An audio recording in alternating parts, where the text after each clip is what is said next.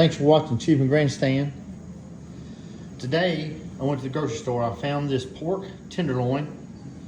It was on sale for 20 bucks. We're about to process it into pork chops in order to stretch the meat into mini meals. First thing that we like to do is go ahead and get rid of some of this fat. We don't want to get rid of all the fat, but we do like to take some of this fat off. One way is we got our fillet knives, our butcher knives, but we also use a lot of catfish skinners.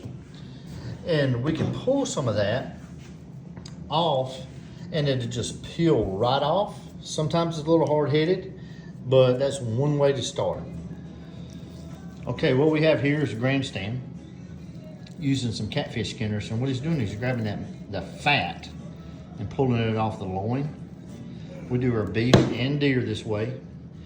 And the catfish skinners keeps it from the fat from tearing the loin itself. And this is the small stuff, but once it gets it really going, it'll pull off in mostly one piece.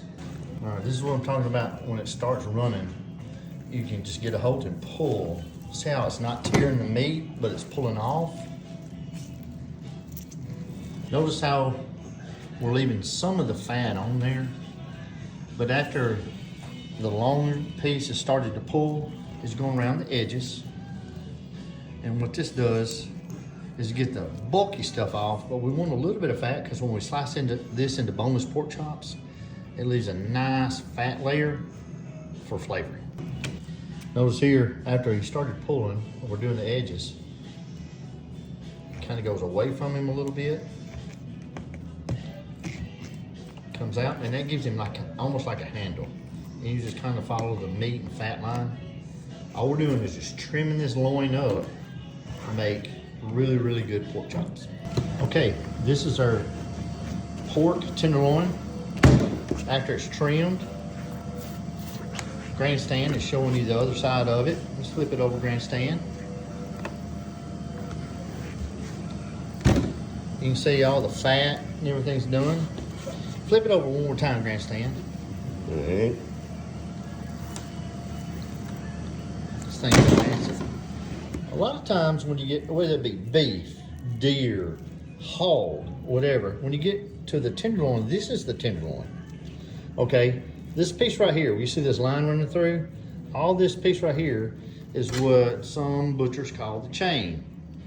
Now you can technically, with your hand, grab this and pull the chain off. But what I like to do is leave it on there because as you're cutting it across the grain, that gives you the fat. When you're grilling it, baking it or whatever, it gives you the fat and the oils to keep it tender and flavorful. Okay, now that we've got our pork loin cleaned, what you want to do is you got the grain. The grain on the loin goes a long ways. To make meat tender, whether it be pork, chicken, deer, beef, whatever, you want to cut it across the grain as the grain's running this way. As you cut it across and make your pork chops, steaks, whatever, that's going to mean that you got short strands, and that makes it more tender after you grill it, bake it, so on and so forth. Okay, again, thanks for watching Achievement Grandstand. What we're doing is we're going to start cutting into steaks. We're cutting it perpendicular from the grain, which is running this way. Squaring it off. We're squaring it off a little bit. Tell them, grandstand. Yep. All right, so what we try to do is cut about, these are boneless pork chops. Our wives, they like to cook them, either we like to grill them, we like to cook them on cast iron skillet. We like to have the options to do whatever. So all we're doing is cutting across the grain, making pork chops, boneless pork chops, and I'll show you the end result here shortly. Okay, grandstand is taking the time. He's going ahead and cut our pork tenderloin with our Bubba knife and steak knives. We've got 27 pieces here. They're all about 1/2 inch thick. So what we do is we take a bigger piece. We like to vacuum seal ours 2 to 4 pieces per vacuum seal pack, which will come up shortly. But that's a picture of the pork chop. You've got the short ones over here. What we'll do is we'll put like 1 or 2 big ones and then 1 or 2 small ones. And what that does is it feeds a family of 4. If you want to add an extra piece to have a little extra leftovers, that's fine too. This is one of our vacuum sealers. What Grandstand is doing, we've decided that we want to do 1 big and 2 smalls just to spread it out. So we'll have 1 big piece, 2 small pieces. 1 big piece, 2 small pieces. And that gives us a thing of 3 pork chops to a pack. And then they'll kind of meet in the middle. So if you have a family of 4 or 6, then you might lay out 2 packs.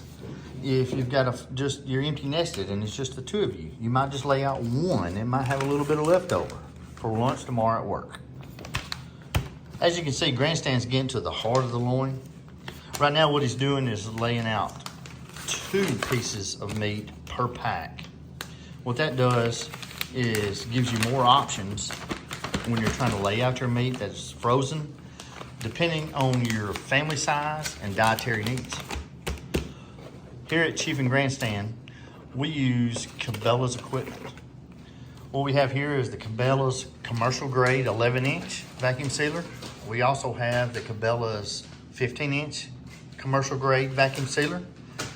And with all the Cabela's vacuum sealers, we use the Cabela's pre-cut vacuum seal bags. These come in 8x12s, 6x11s, and I think they even come by 12x16s, I believe, but don't quote me on that. We used to use the rolls, and we still do use the rolls that go up here.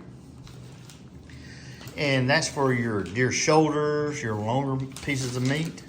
But for the most part, we use the Cabela's pre-cut vacuum seal bags, and they have lasted us years in the freezer. Okay, we have Grandstand setting it in there. I'm gonna make sure the bags are tucked under the little tongues. Shut it. Hit the auto vacuum seal. It takes just a second. Now it's sealing. You can see the little red light over here. It's sealing the bag. And it'll beep at you and let you know when it's done.